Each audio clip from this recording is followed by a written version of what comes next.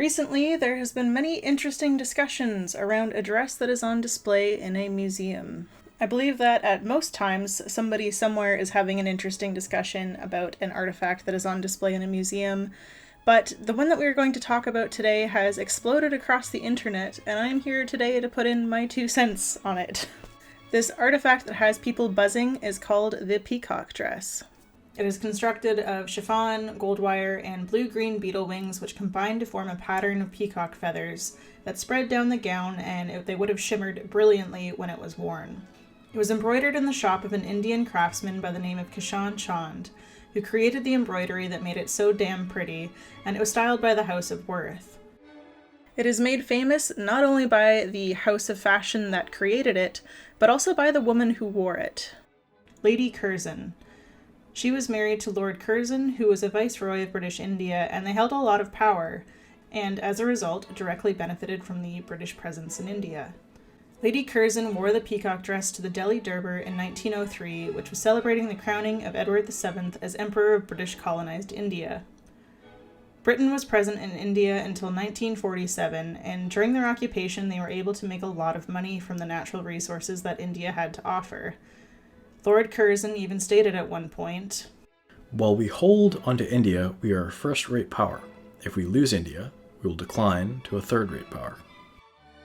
It should be noted that India and its local populations were not actually getting fair share of the wealth that the British were getting from Indian resources.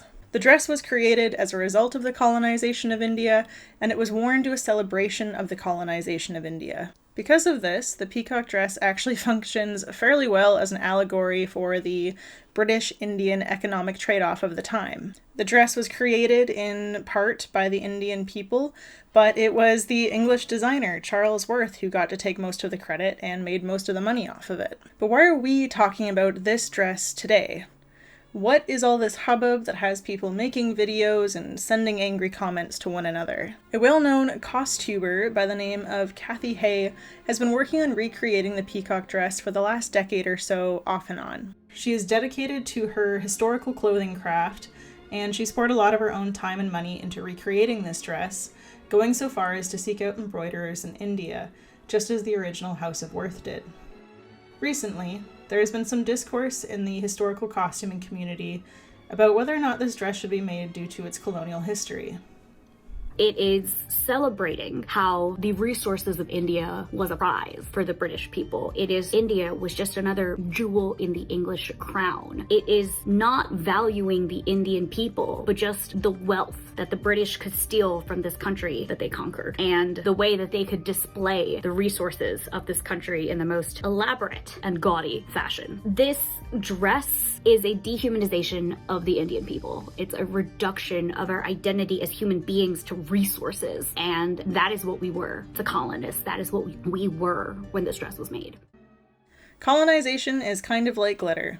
It gets everywhere, and years later you're still finding it in the strangest places. This conversation about colonization is, funnily enough, being held in museums all across Europe and North America. Museums are inherently colonial institutions. Most of them have their roots in European colonialism and only came to be because some wealthy politicians took souvenirs from conquered nations and decided to store them in their house.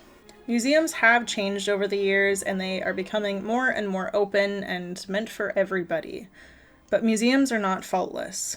More steps need to be taken to update displays and text panels and interpret information in a more truthful and equitable way. Colonialism is what the bones of these places are steeped in, so the decolonization process is going to be a long and difficult one.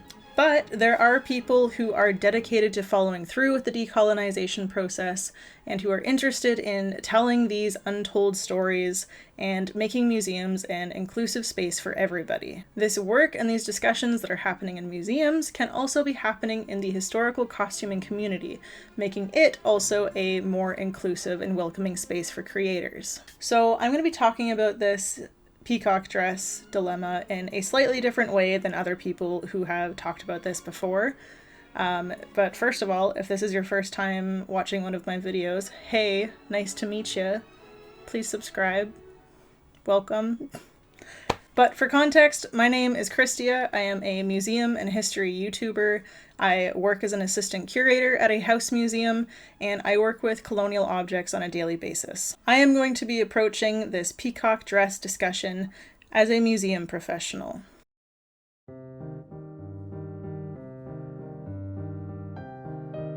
So, artifacts are put on display to tell a story. Museum programmers work to interpret an object and tell the story of how it was made, how it was used, who owned it, etc., etc., etc. When I first heard these discussions about the recreation of the peacock dress, my initial thought was, what story was the museum telling about this dress when Cathy Hay first saw it at Kedleston Hall all those years ago? And before we go any further, I just want to say I'm not trying to excuse Cathy Hay for anything, but I do think that if we are going to talk about this dress's problematic history, we should look at the museum and how the museum was interpreting this object. Full disclosure, I have had some conversations with Cathy, and we discussed, the interpretation of the dress at Kedleston Hall and the lens through which she first saw it. However, she has also provided me with the text panels that I'm going to be showing you in a little bit that we're going to be discussing and dissecting. I would love to go and see this dress in person and be able to take in the entire manner and the entire context of the exhibit. However, I am in Canada, and the dress is currently on display at Kedleston Hall in England, and there's a pandemic on, So while I am certainly not getting the full viewing experience of being at Kedleston Hall and seeing this dress within the context that they want you to, you can still learn a lot about the interpretation and how the Kedleston Hall and the National Trust approach these sorts of objects just by the text panels that accompany them. So let's take a look at our first text panel. The image that I'm going to show you was taken by Cathy Hay in 2011. And according to Cathy, this is all that there was to interpret the dress. Just this one tiny little text panel.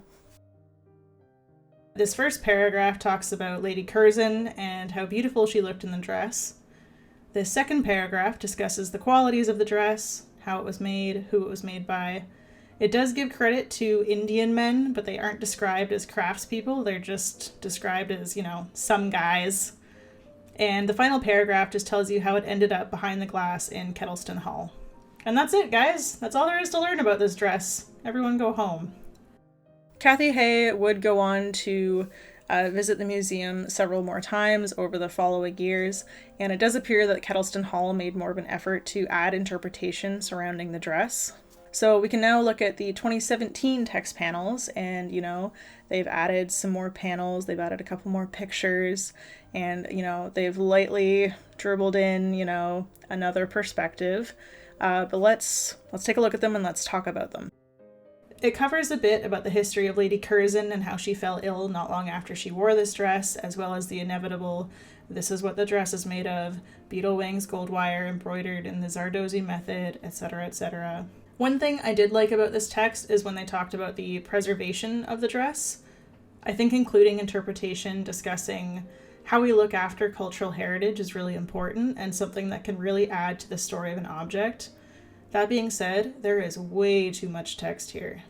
There is a term called museum fatigue that is associated with the phenomenon of when people begin to glaze over and just stop absorbing information when they walk through a museum gallery. I once had a supervisor tell me that people could only really absorb about 15 minutes of information when they walk through a museum gallery.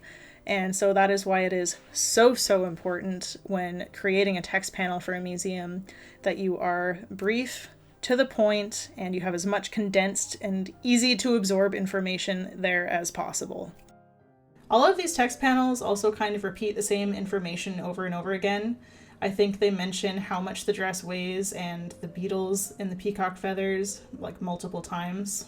And to be fair, they do bring up the Indian Arts and Crafts exhibit that was put on by the Curzons to kind of promote Indian craft, and they discuss some of the criticisms of the Curzons in these panels.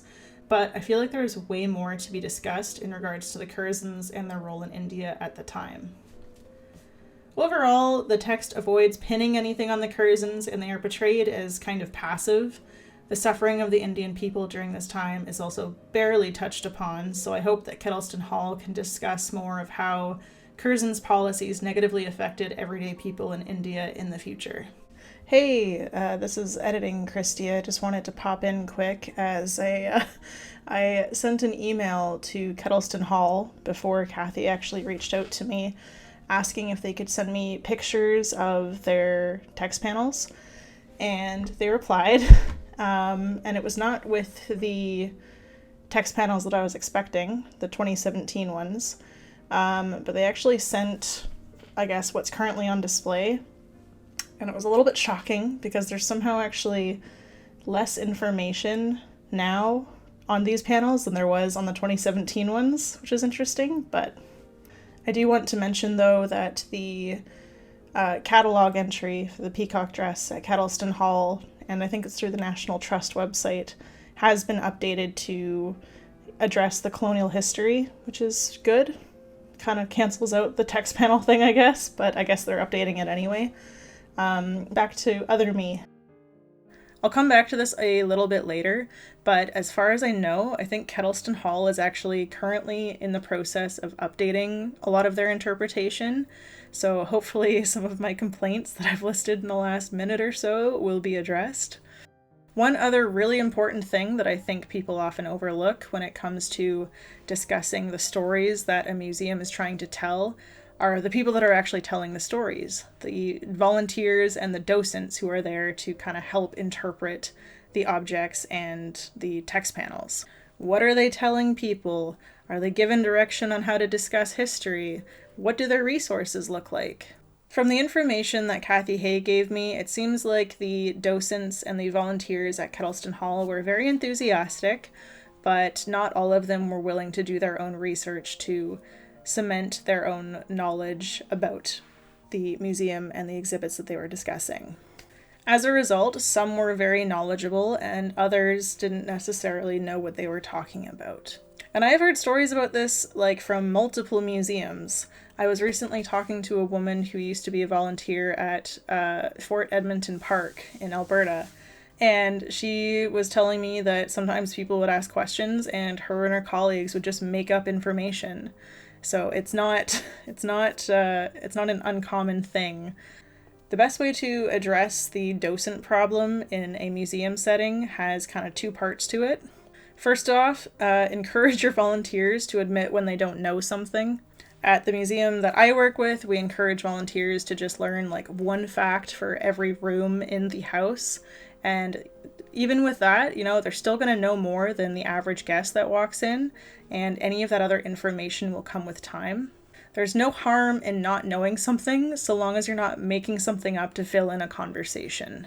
Most importantly, though, I already touched on this, we provide our volunteers with so many resources. My work has about 8 resource books just about the history of the site available to volunteers that they are welcome to browse through when it's slow, and we also provide it to them online so they can read them when they aren't on site if they want to. One resource that I've put together is an artifact guide. I have taken pictures of various artifacts throughout the House Museum and, just provided some extra information about a few objects that people regularly ask questions about, so that if a volunteer gets a question, they can refer to the more in-depth information that I have provided in this book. I also have a notebook out that volunteers can write questions down in if they can't find the answer, so we're always kind of adding to what we know and just building on that base of information. So in conclusion, I'm going to give Kedleston Hall and the National Trust a solid 2 out of 10 for their interpretation, but I also understand that this is an issue with museums everywhere, so some places have not updated their displays in decades, and it shows.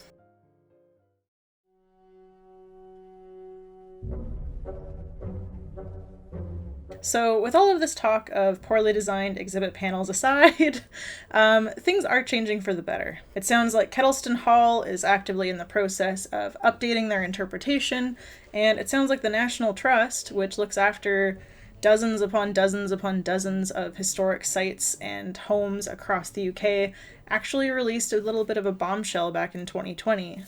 They released the interim report on the connections between colonialism and properties now in the care of the National Trust, including links with historic slavery.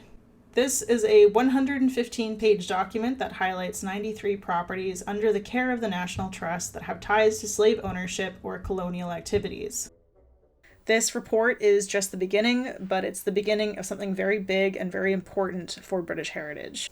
The report acknowledges quite a lot, including how their interpretation in a lot of the properties is severely outdated and is very colonial and euro-centric, and also just completely ignores the stories of the poor and people of color.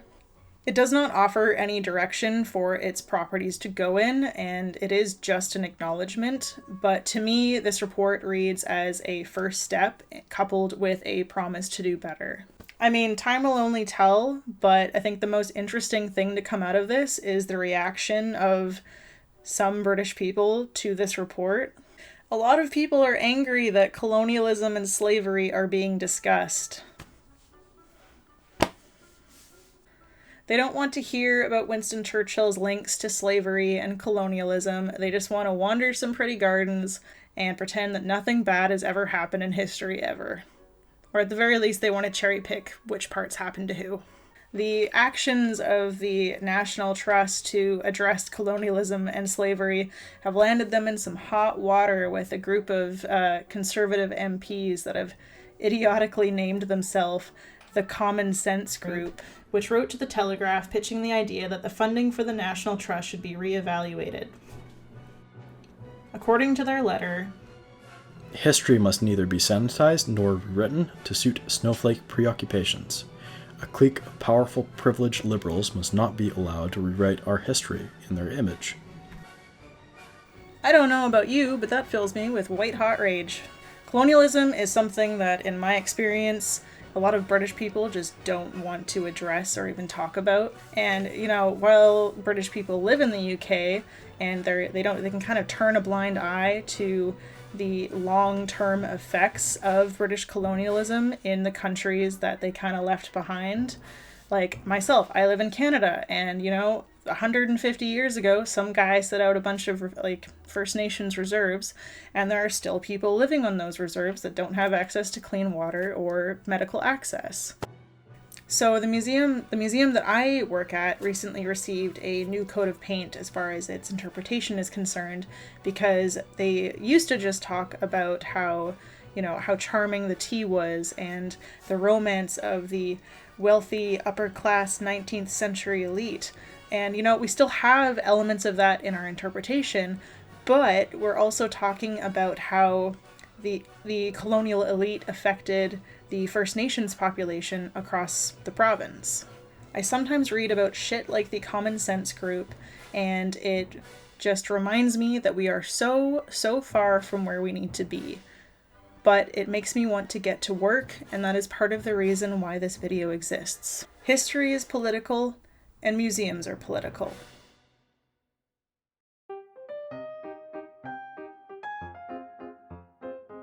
So, what have we learned today? Number 1, decolonization is a long and messy process. Number 2, the Common Sense Group is an awful name for a Winston Churchill fan club. And number 3, there is hope amid the chaos. You can look at the Peacock Dress and you can appreciate the care and the work that went into creating it, while also still acknowledging its colonial history, though it's important to temper our level of celebration of the dress and, just acknowledge its not so pretty history. The costuming community has had a pretty rough year and has had to learn a lot in the last couple months, but I hope that my perspective as a historian and a curator can help change some minds and get people thinking about colonial history a little bit more. Colonization and its long-term effects are kind of an unknown to a lot of people, so I'm really hoping that Cathy's response to these criticisms that have been levied against her will, really urge people to look at colonization and the long-standing effects it still has on people today. If you want to get involved or learn more about your local museum's decolonization efforts, I highly recommend that you just reach out to them, see if you can volunteer, if you can, make a donation, or even honestly just showing like public support for things like the National Trust interim report. I can say that, you know, I work in a museum and we're very underfunded, so just having people be like, oh yeah, you guys are doing a great job, it means a lot. So any and all support your local museum is what I'm saying, I guess. And like I said, museums are political, so, you know, vote, write to your senator or your MLA or your MP or whatever, and, you know, demand that these places actually get funding, or you're going to start to see museums disappear. Museums are fighting for decolonization efforts and funding, and it makes the fight so much easier if we have public support to help us with it. Anyway, thanks for making it to the end of this probably very long video by now. Support your local museum, and I'll see you next time.